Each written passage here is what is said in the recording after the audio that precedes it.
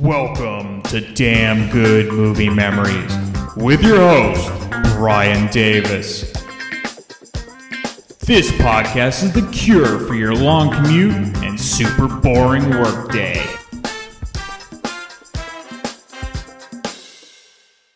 Hey there, it's Brian Davis, and for this week's episode, we're going to cover the movie The Little Giant from 1933.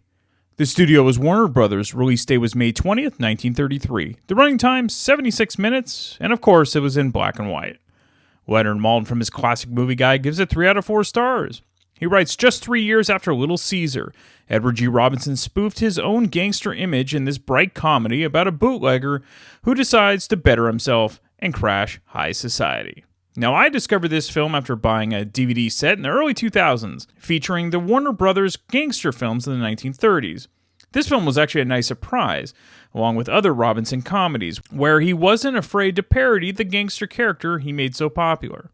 Okay, let's get into the making of the film. So The Little Giant is notable for being the first gangster comedy made by Warner Brothers. To this point, all the pre-code gangster films had been serious and violent in nature. The code would come into effect about a year later in 1934. Warner Brothers was essentially testing the waters with The Little Giant, as they knew the writing was on the wall about the code eventually being enforced, and if a comedic gangster film was successful, they could pivot to make more of the same. Edward G. Robinson, of course, became very famous from his early gangster roles and actually embraced the more comedic tone to these roles as it gave him some more room to grow and eventually delve into roles that weren't purely dark in nature like the gangster dramas. And because of the success of The Little Giant, Robinson would continue with comedic roles going forward in the 1930s. Even James Cagney would do a gangster comedy with the movie Lady Killer in the same year as The Little Giant. Both actors wanted to grow their personas, and they stayed relevant for many more years to come. Now, much has been made of the vocal style of the early gangster films from Robinson and Cagney. Robinson grew up on the Lower East Side and would use what he heard from the old neighborhood. But when the early gangster films became incredibly popular, life imitated art as the real gangsters started imitating the vocal inflection that Robinson and Cagney portrayed on film. According to historians, The Little Giant was made in only 18 days. This is an unimaginable short amount of time today to even make a short film, let alone something that was released to theaters as a full-length picture. But this was at the height of the studio system era, where films had to be churned out like an assembly line to keep the product in theaters. Nobody could have imagined that over 90 years later, there would be home entertainment outlets like television and media players to actually revisit these films over and over again. Now, because of this, you had to take some of the briskness of the running time and the lack of plot with a grain of salt because these films were not made for posterity. But here we are discussing them in 2024. Also, acting-wise, the actors were assigned and somewhat forced to play these roles because they were under contracts to the studios, much like being part of a sports team. If an actor like Mary Astor decided that she didn't want to be part of the film, well, she'd be put on suspension. So these films were truly a job for some of the actors. And director Roy Del Ruth was one of those assembly line directors, and that's not a knock on him. He never really had a chance to make great art. It was about making a film on time and on a budget, and there was a definite art to how good these films are, considering how quickly they were made. Del Ruth also directed one of the most notoriously bad biopics, The Babe Ruth Story, starring William Bendix in 1948, and yes, we will cover it at some point. Interestingly enough, years after this film was released, Mary Astor wrote in her autobiography that she didn't think much of The Little Giant and felt that it was incredibly dated and wasn't that funny. However, she did have fond memories of working with Edward G. Robinson. Now, to her credit, Astor never wanted to be a huge movie star like her contemporaries like Greta Garbo, Joan Crawford, or Bette Davis. She felt once you reached those heights, it was your responsibility to always carry every film you appeared in. You could no longer simply be part of a film ensemble. You had to be a star. She much preferred being a supporting actress and having much less responsibility as an actor. Okay, let's get into the film. So it opens on Election Day in November of 1932. This is when Franklin Roosevelt defeated Herbert Hoover for the presidency in a landslide. The United States had been in an economic depression since the stock market crash in October of 1929. So with this news, mobster and bootlegger Bugs Ahern, played by Edward G. Robinson, decides that he also must adapt with the changing times as prohibition will be repealed after 12 years of existence because of the 18th Amendment.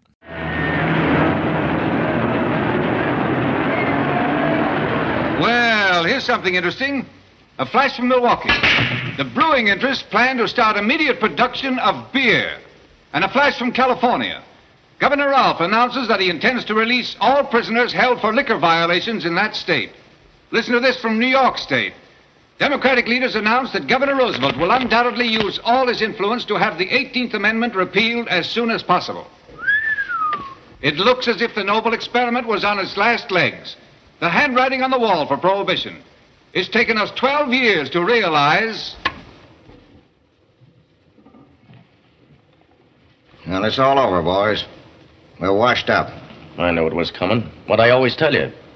I knew it was too good to last. But it lasted long enough to put us in the dough. But it ain't no more.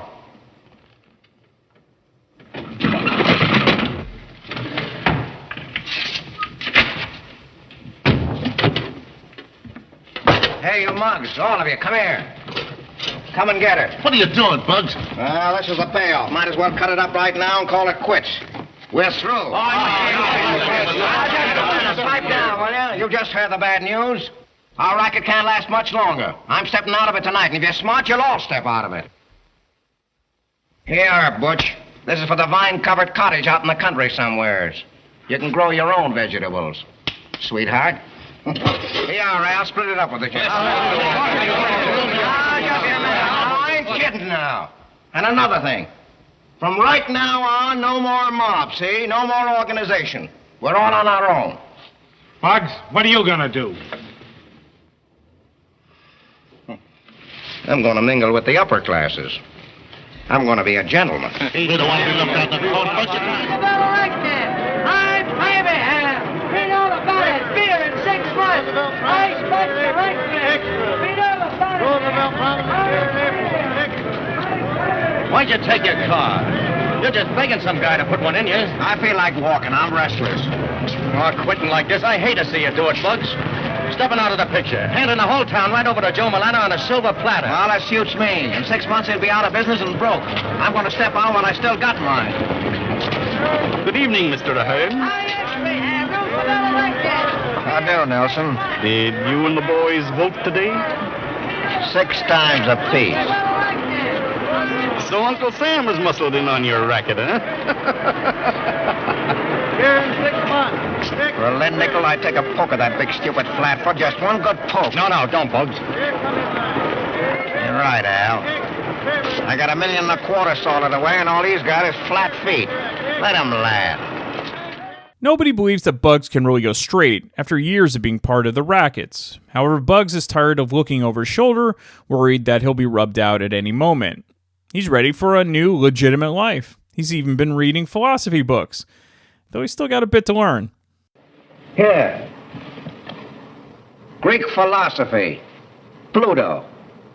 Yeah, I bet you thought Pluto was a water. I'm just crawling with education. I've been reading all them Greeks. They do plenty besides just shining shoes and running lunchrooms. Sure, they don't do bad in a dark alley with a stiletto either. You're a smart guy, ain't you? What do you think I've been buying all them pictures for? Here, take a hinge of that one.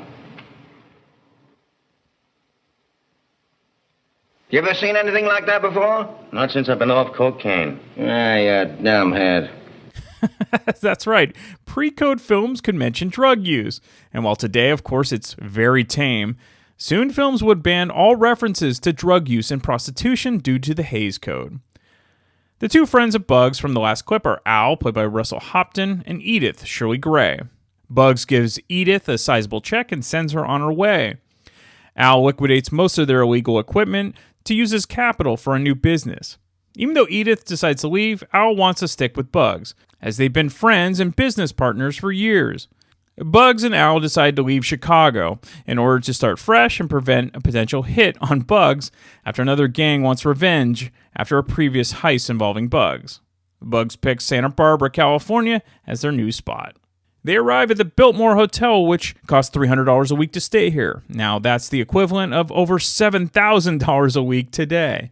Even though Bugs and Al were well respected in Chicago, in a town full of criminals, it's a bit different on the West Coast, where they attempt to mix with high society. Bugs is immediately smitten with a woman he notices at a table across from him when dining out with Al. The woman's name is Polly, played by Helen Vincent, who he eventually meets when driving around with Al one day.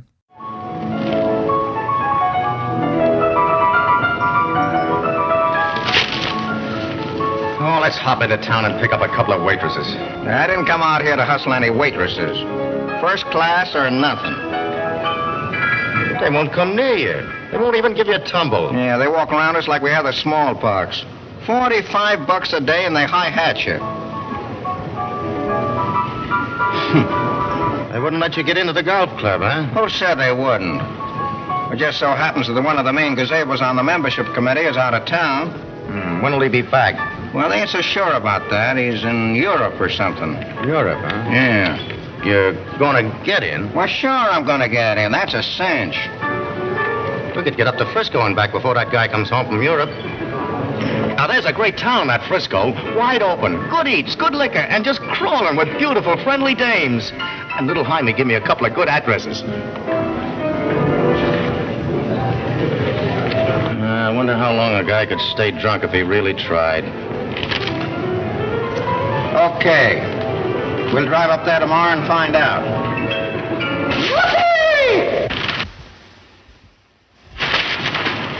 Hey, make out like you don't know me. Boy, am I glad to screw out of that morgue. 3 days and we don't even get a tumble. Yeah, you're right. A lot of half-witted chumps riding around on Shetland ponies, knocking a little ball. And a lot of high-hat baboons sitting on horses, all swell up with themselves. Won't talk to nobody. Horses. Before I die, I'm going to burn down a livery stable.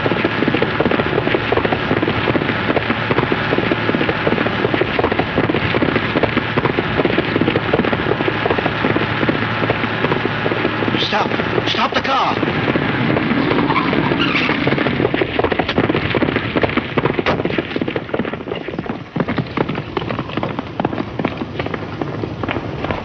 Hey, where you going? She must be hurt. I'm going to help her.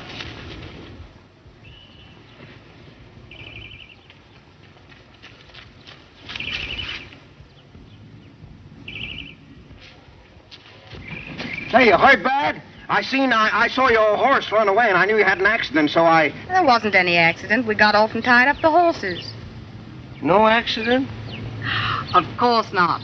My horse broke loose and headed for town. She'll go right back to the stables. Well, goodbye. Goodbye.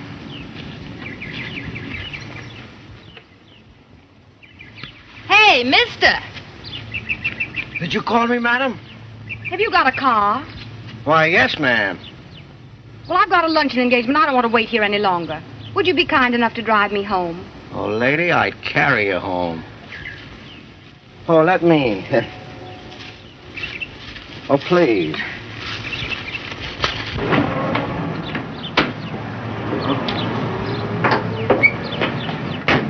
Well, thanks so much. If you weren't leaving town, I'd ask you to drop in for tea. Oh, I'm not leaving town. I've decided to stay here all winter. Well, thanks for the lift. We'll be at home any time after 4 tomorrow, if you care to drop in. Goodbye. Goodbye.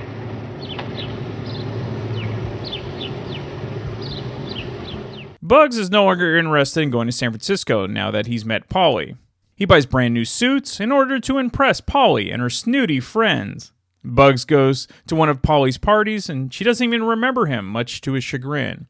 It seems that Bugs is just another guy who gave her a ride at some point. Bugs is completely out of place at the party, eating strange hors d'oeuvres. He even decides to keep a toothpick and dumps the food. Polly's brother Gordon, played by Donald Dillaway, had overheard Bugs buying a new suit and knows about his wealth. Soon Polly and her parents are suddenly interested in Bugs. Amazing how that works, right? Bugs, instead of staying at the hotel, decides to rent a very large estate. He meets a real estate agent, Ruth Wayburn, played by Mary Astor.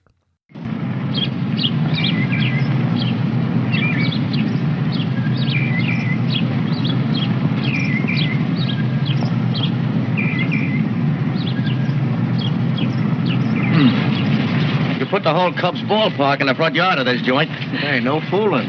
The polo field is over there. And the tennis courts and swimming pool and sunken gardens are this way. Who sunk the garden?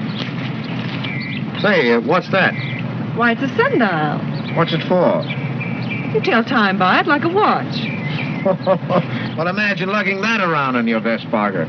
I want you to see the... Yeah. This is the living room. Nice chandelier. Piano's a Steinway. Oh, lovely. Say, who's that? Well, that's a famous Siamese beauty. Where's the other one? What? I always thought they was twins. Well, there's a guy in good shape. That's a reproduction in bronze of an ancient Greek wrestler. Oh, yeah, I know. Zabisco. Say, I seen him wrestle Strangler Lewis at the old garden. Yeah, nice place. Little big, but cozy at that. How much you asking? Well, let's say $1,500 a month on a year's lease. 1,500? How would 1450 do? Well, It's a deal, 1450. When can I move in? whenever you want, Mr. Ahern. I'm in now. Well, I'm sure you'll be very happy here. Get a load of the carpets. Yeah, they make me feel like I was in waiting. Of course, you brought your own servants? Servants? Oh, no. No, you see, I gave them up when I closed my townhouse in Chicago. Oh, well, you'll need a housekeeper and a cook, 2 butlers, an upstairs maid, 3 gardeners, and a couple of chauffeurs. Is that all? Well, that's the staff that the people who lived here kept. Oh. Mr. Ahern, I could get you their servants. Competent, trustworthy, efficient help. They know exactly how this place should be run. All right, sister. You take care of that, but don't let's lose no time. Oh, look here. Say, you know this town pretty good, I suppose. Yes, I've lived here all my life. Well, I'm kind of a stranger around here, but I expect to do a lot of entertaining. Could you stick around here and help me? You know, tell me who to invite and all that sort of thing. Why, of course. Well, would $100 a week interest you? It certainly would. Well, then it looks like you go with the house. Oh, Mr. Ahern, I can't thank you Oh, enough. that's all right, sister. That's all right. I'll get my money's worth out of you. Ruth takes on the job of running the house for Bugs. However, what Bugs doesn't know is that the house actually belongs to Ruth because it was her childhood home. The staff hired was the original group who worked for her parents years before.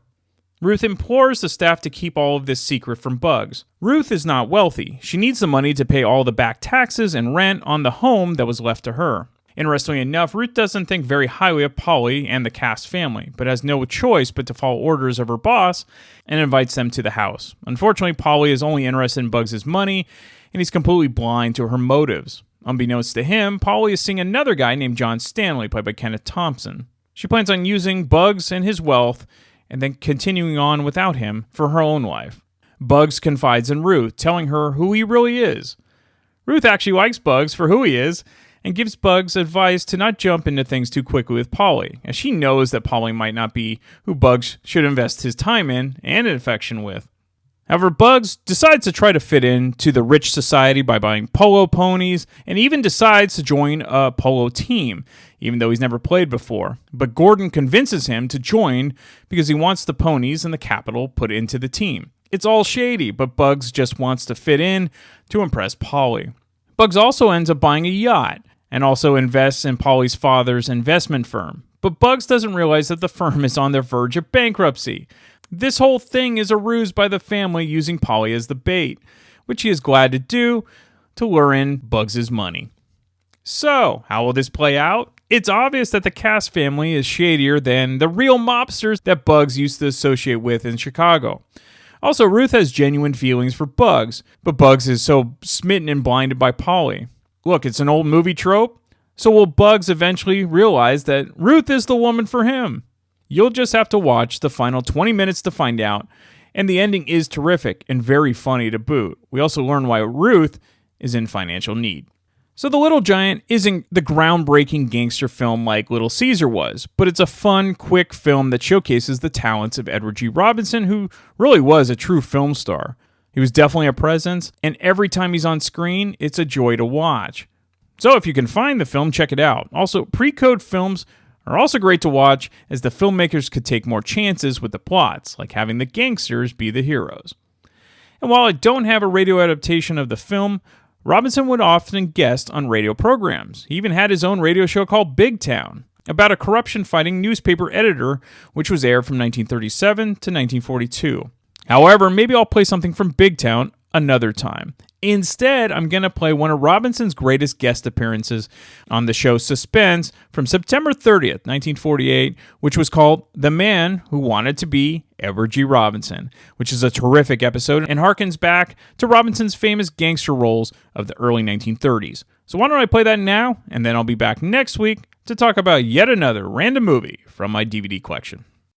In just a moment, Suspense with Edward G. Robinson. Boy, have I got the hiccups. I'll say you have. And the way you're sputtering, you sound like a car that needs a set of new Autolite spark plugs. Now, Hap, it isn't funny. Billy, have you tried drinking a glass of water while you hold your breath? Mom, I'm so full of water now, I feel like an Autolite Stay Full battery. Men never take anything seriously. Maybe what Billy needs is a hiccup. A checkup at an Autolite ignition service station. It might help if I could get my mind on something else. Say, I know what'll make you forget those hiccups and give you a bunch of thrills to boot. Switch to Autolite, Mary. It's time for Suspense.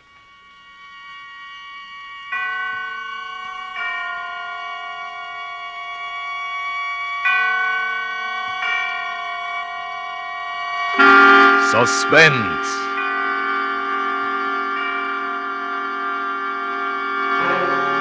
Autolite and its 60,000 dealers and service stations bring you radio's outstanding theater of thrills.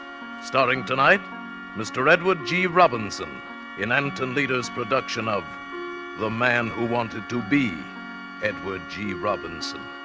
A tale well calculated to keep you in suspense.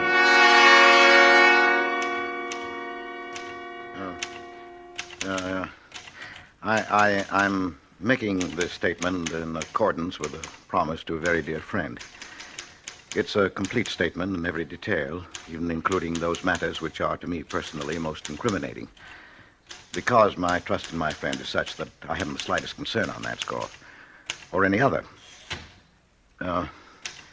What follows concerns primarily two persons. Myself, Homer J. Hubbard, and my wife, Ada Samsey Hubbard. Even when I was courting Ada, I was aware that hers was a strong and domineering personality, to say the least.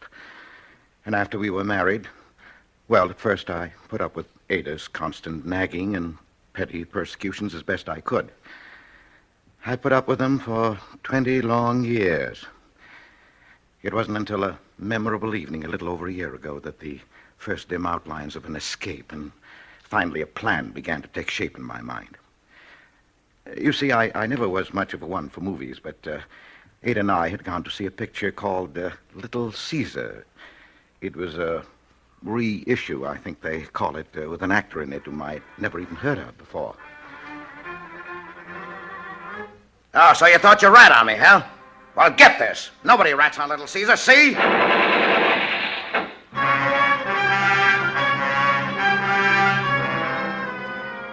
moment I saw that face on the screen, the minute I heard that voice, the world of reality around me simply ceased to exist.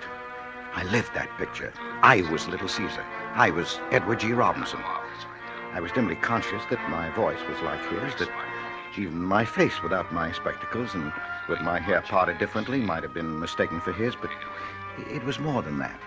It was his personality that fascinated me, and that I assumed. Calm, assured, tough. The kind of a man who made people do what he wanted done, the way he wanted it done. Walking out of the movie theater afterward, I knew something had happened that was going to change my whole life. Well, there's a man. Yes. Little Caesar, they call him, and well they may. Yeah. And that Edward G. Robinson, I'll wager he's no Casper milk toast either. Yes, dear. Is that all you have to say? Well, yes, dear. What does it take to arouse a little enthusiasm in you, anyway? Well, Here you've seen a fine performance, a picture that'd get anybody in the world excited, That's and right. all you can say is, yes, dear. I wish you were half the man that Robinson is.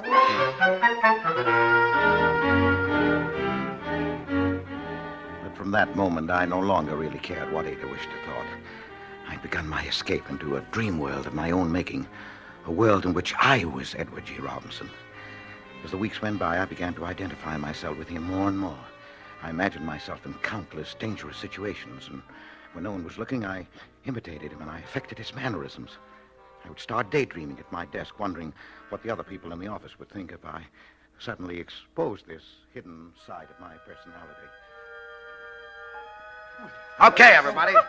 Stay where you are. Will you? Hold your hands over your heads. What is this? I don't want any monkey business, see? Now stand back there, Ryan. What? Any funny stuff from you, and I'll let you have it. Hubbard, this is preposterous. What do you mean by such behavior? Is this your idea of a joke? You'll see whether it's a joke or not if you make one false move.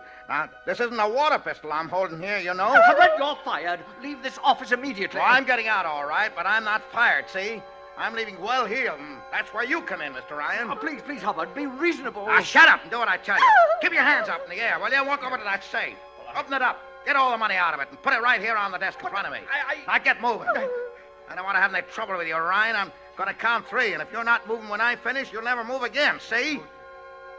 1, 2... Hubbard. Huh? What are you doing daydreaming? Oh. You better get busy, or I shall be forced to report you to Mr. Pemberton again. Yeah. I'm so sorry, Mr. Ryan. I'm terribly sorry. I can't understand what could have come over me. Well, that's the way it went. At the office, walking down the street, riding home on the bus. My life, outwardly calm and well ordered, possibly even dull, was actually 24 hours of harrowing adventure with myself as the central figure. I saw every Edward G. Robinson picture that came out. It was the day after seeing Key Largo for the 3rd time that Ada finally caught me. I was lathering my face and talking to myself. Okay, you rat, you asked for it. You don't come out, see? We're coming in and get you, see? And we're coming in shooting, see? What's that? Oh, yeah? And only a dirty yellow rat would say that. Okay, boys, let him have it. Well, I never. Of all the fool performances I ever heard of, this beats everything. Yeah. What in the world are you jabbering about in here?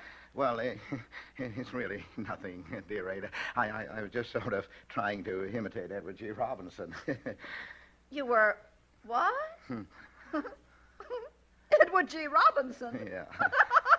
Oh, that's rich. You trying to imitate Edward G. Robinson? Yeah. Oh, I can't stand it. Don't stop. Don't let me interrupt the performance, Mr. Movie Star. Come on. Do your act for me. Well, dear, I don't see anything so funny about it. Oh, maybe you don't, but you're the only person in the world who wants Oh, my. Oh, well, I'll leave you to your rehearsing. Why don't you imitate Eddie Bracken or Margaret O'Brien? I think you'd find it easier. It was right then that I decided to kill her.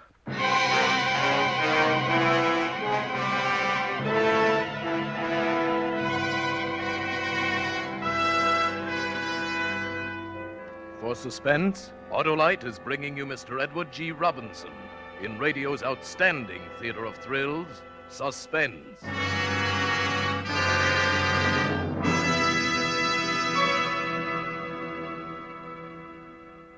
Mary, looks like Billy's all over those hiccups, thanks to Edward G. Robinson and Suspense. Shh, don't mention hiccups again. He might get 'em back. Let's switch his mind to something else. Well, you know how he is about anything Autolite makes. Mm-hmm. Let's listen to Frank Martin. That'll do the trick. Friends, money can't buy better electrical equipment for your car than Autolite. And here's why. In the first place, Autolite is the world's largest independent manufacturer of automotive electrical equipment. Original factory equipment for many of the finest cars and trucks in America. In its 26 nationwide plants, Autolite manufactures distributors, generators, starting motors, spark plugs, batteries, wire, not to mention such things as bumpers, die castings, horns, instruments and gauges, lights, ornamental plastics, and over 400 other products. What's more, Autolite service stations all over the country are staffed with trained men and specialized machines to give your car the best possible electrical service. So, friends, when your car's electrical equipment needs attention, drive into your nearest Autolite service station or the dealer who sells your make of car and ask for original factory parts and service. Remember, Autolite service stations are listed in your classified telephone directory under Automotive Electrical Equipment. And now, Autolite brings back to our Hollywood soundstage Mr. Edward G. Robinson in The Man Who Wanted to Be Edward G. Robinson. A tale well calculated to keep you in suspense.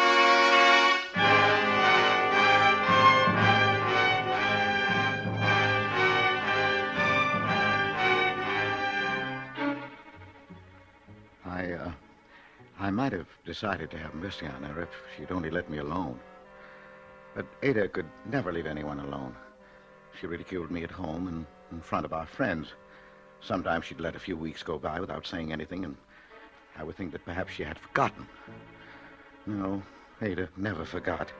She would wait until we were in a group of people, and then she would come out with it. Why, my dear, you mean I haven't told you?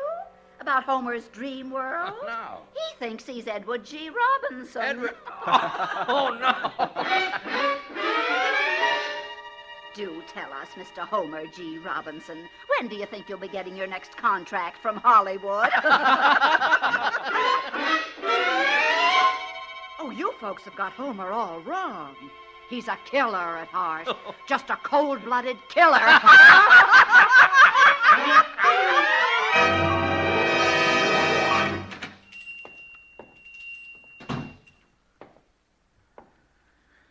I want to buy a gun. Yes, sir. What kind of a gun?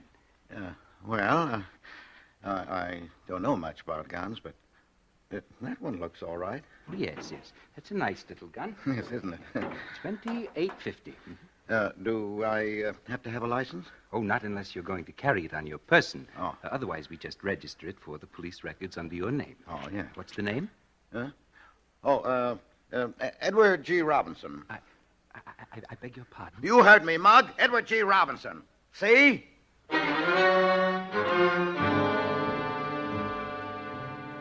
had made my plans very carefully. My plan was that her murder would look like suicide. It would be a night when the moon was full, so that I could see a head on the pillow and aim carefully.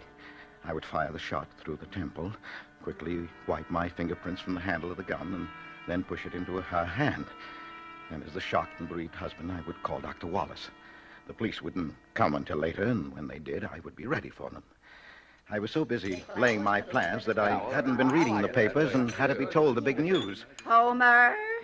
Oh, I beg your pardon. Mr. Robinson. Oh, please. Would you mind passing the spinach? That is, if you're not too preoccupied with planning your next murder. Oh, please, Ada. Yeah, held up any banks lately, Homer? Here you are, dear. Oh, say, that reminds me, all kidding aside. Did you know that he's going to be here next week? Who? Edward G. Robinson. What? He's going to address the hobbyist convention. Oh, is that so? Yeah, sure. Well, I'd like to hear him. I would, too. Oh, I'd love to see what a real He-Man is like. Not just a poor imitation.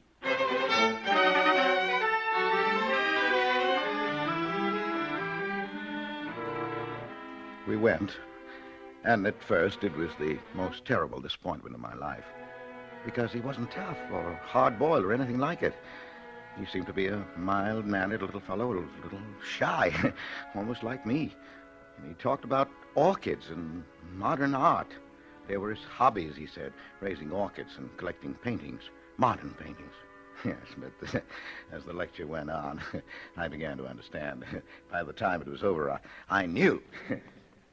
And so, ladies and gentlemen, I consider myself twice blessed. Every man is blessed who has a hobby, but I am among the fortunate few who have two hobbies.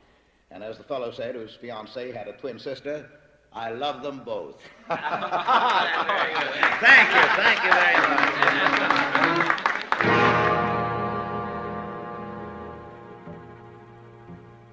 Later that evening, I made an excuse to get away from Ada and went down to the hotel where I knew Mr. Robinson was staying. I bribed the bellboy $1.75 to tell me which was his room. I went down the hall and knocked at the door of 708. Yeah? Western Union. Come on in. Just put it on the... Well, say, Western Union dresses their boys up pretty snappy in this town, don't they? I must apologize for adopting the subterfuge, Mr. Robinson, but I have something of the utmost importance to discuss with you, and I was afraid you might not see me since, well, we've never been formally introduced. Formally introduced? Why, that's all right. What is it, autograph? I'm afraid it's something a good deal more serious than that, Mr. Robinson. Yeah? Well, you caught me right in the middle of shaving, as you see, but if you don't mind my finishing the job while you talk, why, come right along inside. Tell me all about it. Thank you. Well, now, what's on your mind? Well, Mr. Robinson, I have a problem, and I feel you are the person best fitted in the world to tell me what to do. That's so. Well, what is the problem? Mr. Robinson, suppose, of course, this is purely hypothetical, but suppose you were going to kill somebody. Kill somebody? Yes, in your own home, somebody who's, shall we say, related to you. Yeah, now, hold on a minute, Mr. Hubbard. Homer J. Hubbard. Mr. Hubbard. I may look like a bad guy on the screen, but when I'm not working, I'm just a plain, peace-loving citizen like anybody else. You can fool people like that audience tonight with all that talk about orchids and modern art. And it was very good, and I quite understand why you do it. A man in your position must have a front, of course, but you didn't fool me. I didn't, huh? Well, I know, rather, I knew I could come to you and be perfectly frank. Yeah, about what? Why, about the murder. About the what? Well, look at me, Mr. Robinson. I'm a shy, inhibited, weak, utterly ineffectual person. I have none of your assurance, your hardness, your ability to cope with any situation in a direct, ruthless way. Yeah? Well, how many times I wished I had, because for 20 years, my life has been made horribly, unbearably miserable by one person, my wife. Oh, so that's the way it is. Yes. For years, I bore it as best I could, and then one day I thought, how would you have coped with it? And of course, I knew at once, you would kill her. Yeah, now, wait a minute. Are you kidding me? Oh, no, Mr. Robinson. I wouldn't think of such a thing. Look here. I've even secured a gun to do it with.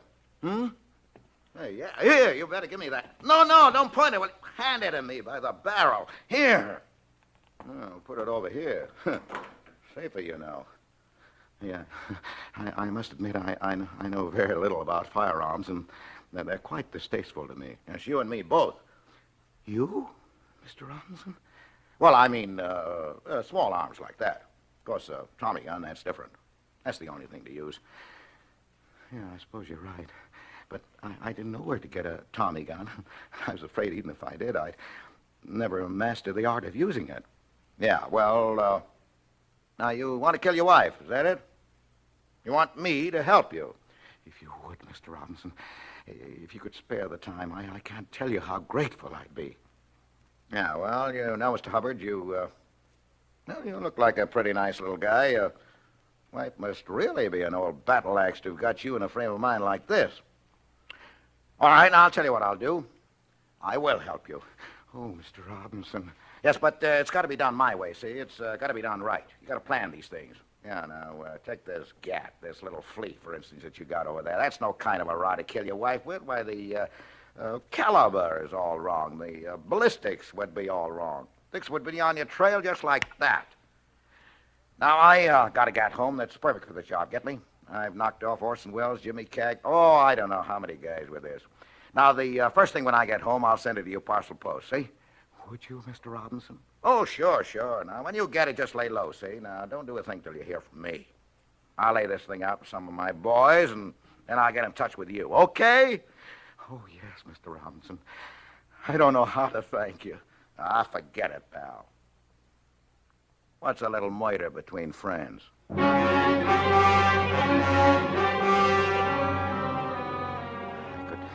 I could scarcely maintain my composure in the 2 days that followed. The second day, sure enough, the gun arrived. It was a great, heavy thing, the kind that's referred to, I think, as an automatic. Remembering its history, I handle it with the utmost care and reverence. I hid it in the garage where I keep my pipe that Ada won't let me smoke in the house. It was the next afternoon, a Saturday, that the phone rang. I rushed into the bedroom to answer it and close the door after me so Ada wouldn't hear in case it was. Hello, Homer. Yes? This is Eddie. Eddie? Yeah, you know, Eddie Robinson. Oh, yes, Miss... Eddie. You get that package I sent you? Oh, yes, I got it. Okay, but don't fool around with it, will you, until the time comes. Kind of tricky. Oh, no, I won't. Now, listen. The deadline is tomorrow night. Midnight, got it? Yes? Now, here's the layout. Tomorrow night, you go to bed, just as always, but have that gat handy and leave the front door open, see? I understand. Oh, say, wait a minute. I meant to ask you, is it safe to talk where you are? Oh, yes. The phone's in the bedroom and the door's closed. The bedroom, huh? Swell. Well, now, listen. A little before midnight, you get up, see? When she's asleep, you take a spot just outside the bedroom door, see? Where you can keep an eye on her and on the front door, too, see? Yes? Well, at midnight, I'll contact you. We'll do your job and then make a quick getaway, and you can hold up in the hide until the heat's off. Get it? Tomorrow night, midnight. I'll do everything just as you say, Eddie. I followed his instructions to the letter. Well, it seemed hours before Ada went to sleep that night. It seemed days until my watch finally crept around towards midnight. But at last, the time had come. I crept out of bed, got the gun out of my coat pocket, and took my position on the landing outside the bedroom door as he had told me to. And then suddenly the phone rang. The plan was ruined. Even Edward G. Robinson couldn't have foreseen this. I rushed back into the bedroom, hoping against hope that I could catch it before Ada woke up. But she already had the light on. Homer! What in the world are you doing prowling around at this time of night with a gun in your hand? Why, I thought I heard a burglar. Burglar? When I've answered this phone, I want to talk to you, Homer Jeremiah Hubbard. Yeah. Hello? Yes. What? Oh. What? Homer, there is a burglar. Is there? Someone just saw him trying to get into the house. Oh, are you sure? Of course I am. A man just phoned that he saw the burglar. Well, don't just stand there. Yeah, no. You've got a gun. Go on down and stop him. Yes, but Ada... Go on. Do you want us to be killed in our beds? No. Go on, I say. Oh, Ada, why do you have to spoil everything? There was nothing to do but go. I crept down the stairs in the darkness. I knew what Edward G. Robinson would have done.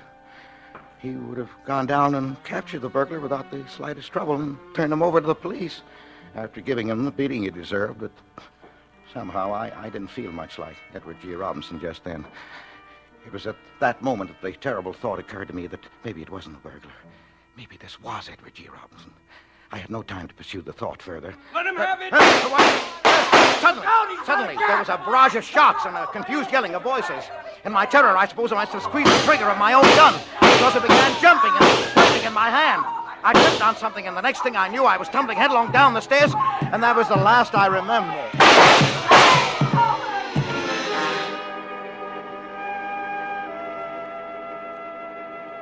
When I woke up, Ada was holding my head in her arms, and she was crying. They made me stay in bed for a couple of days, but I really didn't mind. There were reporters to see me and take my picture for the paper, and all kinds of people. Even Mr. Ryan and Mr. Pemberton came to see me. And Ada? Well, Ada was simply a changed person. Nothing was too good for me. My slightest wish was literally her command. If the whole thing hadn't been an accident, if I'd planned it that way, it couldn't have turned out better. And then as the final climax that afternoon when the phone rang by my bed. Yes? Oh, yes. Eddie. You did, huh? Oh, nothing, really. Yes? Oh. Well, about that, things have changed. Oh, yes, they've changed quite a lot. I don't think we'll have to go through with it. Yeah, that's right. Oh, sure, she's right here. Just a minute. Eddie wants to talk to you, Ada. Eddie? Yeah, Eddie Robinson. Quite a pal of mine. You mean Edward G. Robinson? Oh, yes. We had quite a little chat that night. He was in town after I left you. He got pretty chummy. Yeah, go on. Hello? Oh, yes. Oh, yes, Mr. Robinson. Oh, I know he is. Oh, I certainly will, Mr. Robinson. Yes, I know. I'm very lucky. All right, Mr. Robinson. Goodbye. Oh, Homer, he knew all about it. He'd seen it in the papers. Yeah, so he said. And he said you were a hero. A real hero. Bigger than any movie hero that ever was. He did, huh? Oh, Homer. Well, if Eddie Robinson says I'm a hero, I guess maybe I am.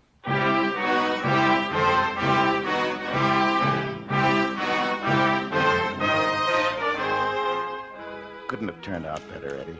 You know how grateful I am. I'm a regular little Caesar around town now, and my married life is all I've ever wanted to be. Of course, there are some things about the whole thing that confuse me a little. It has even occurred to me, I'll confess, that you might have had more of a hand in it than was generally known, and that the gun you sent me might have contained blanks. I believe you called them, because in spite of all the shooting, there wasn't one bullet hole anywhere in the house.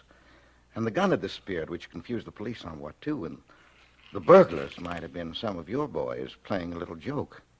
But I don't think you would do a thing like that to a pal, Eddie. Would you? I don't even think you would use the statement that you asked me to send you to hold over my head as a guarantee that I wouldn't try to kill Ada again. Now, not that I ever would. Yes, but even if you did all that, Eddie, I don't really mind. Because, as you might say yourself, what's a little joke between pals?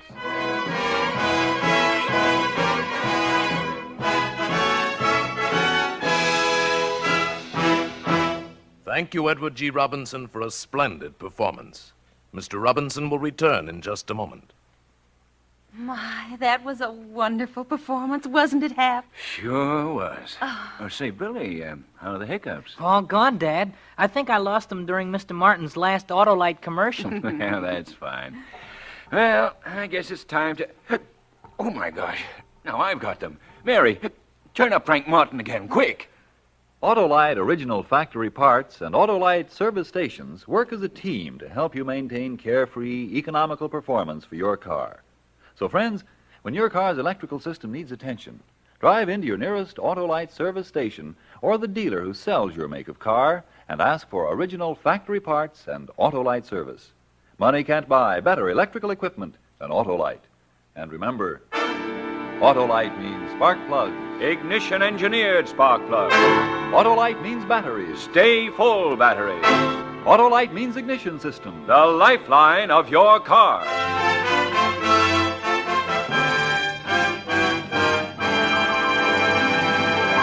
And now here again is Mr. Edward G. Robinson. It's been fun appearing in our suspense story tonight, but just so nobody gets the wrong idea, it was only a story. I'm not really so tough. Only get this. I'm telling you, see, you better listen to Suspense next week, see? Because Ray Milland will be hearing a story called Night Cry by William L. Stewart. Another gripping study in... Suspense. Edward G. Robinson may soon be seen in the Paramount production Night Has 1,000 Eyes. Tonight's suspense play was written by Leslie Raditz, with music composed by Lucien Morawick and conducted by Lud Gluskin. The entire production was under the direction of Anton M. Leader.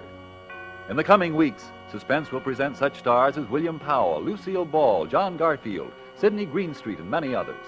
Make it a point to listen each Thursday to Suspense, radio's outstanding theater of thrills. And next Thursday, same time, hear Ray Milland in Night Cry.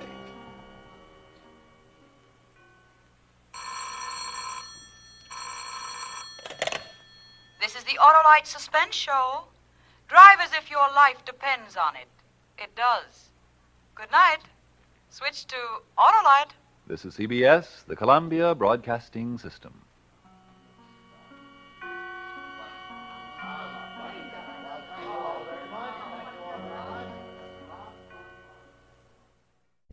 If you enjoy this podcast and are an iTunes user, please do the show a favor and head on over to the official iTunes page for Damn Good Movie Memories. Be sure to leave a rating and a review. This will allow the show to appear higher in the algorithm and spread the joy of this podcast to the masses. If you are not an iTunes user, you can still listen and subscribe on Podbean at damngoodmoviememories.podbean.com. Be sure to like us on Facebook under our Damn Good Movie Memories page. You can also listen to a limited number of episodes on YouTube. I hope you enjoyed this week's episode, and be sure to tune in next week for an all-new episode of Damn Good Movie Memories.